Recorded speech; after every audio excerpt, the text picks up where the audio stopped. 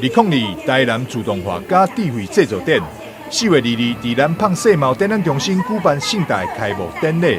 活动邀请到经济部工业局主任秘书周崇斌、副市长戴谦、市府经发局主秘王俊博、台湾机械工业同业工会名誉理事长柯拔西等贵宾，甲主办单位工商时报社长陈国伟共同剪彩，为展览各具事务。请用钱。Hello， 嘿，谢谢。来，让我们来，工作人员请先帮我收剪刀。很荣幸在大家力挺之下，我们这届的展又是创了一个满展的一个规模啊。我们今年参展厂商有240家，那参展的摊数是950个摊位。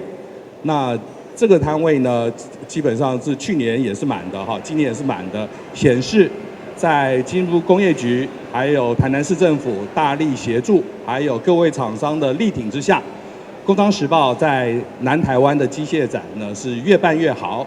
那去年我们也差不多同样的规模，5天的展览，总共创造了3.6万人的一个参展的人次。那衍生的商机是差不多新台币6亿。那我想，因为今年的景气比去年还要好，所以我认为今年的所有的参展厂商的衍生商机应该会超过去年新台币6亿以上。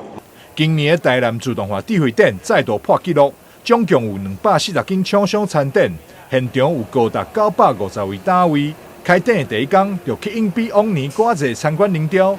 经过展览，有股将会当早来超过6亿商机。这互市府非常感谢主办单位《工商时报》伫办展览的长期经营。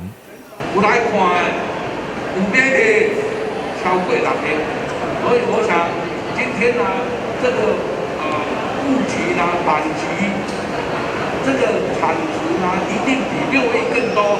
所以呢，我们跟社长呢，这个鼓掌谢谢一下。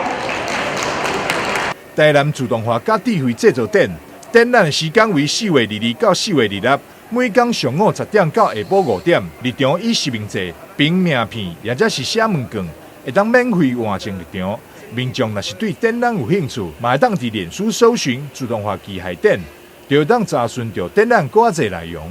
台南新闻张硕伟采访报道。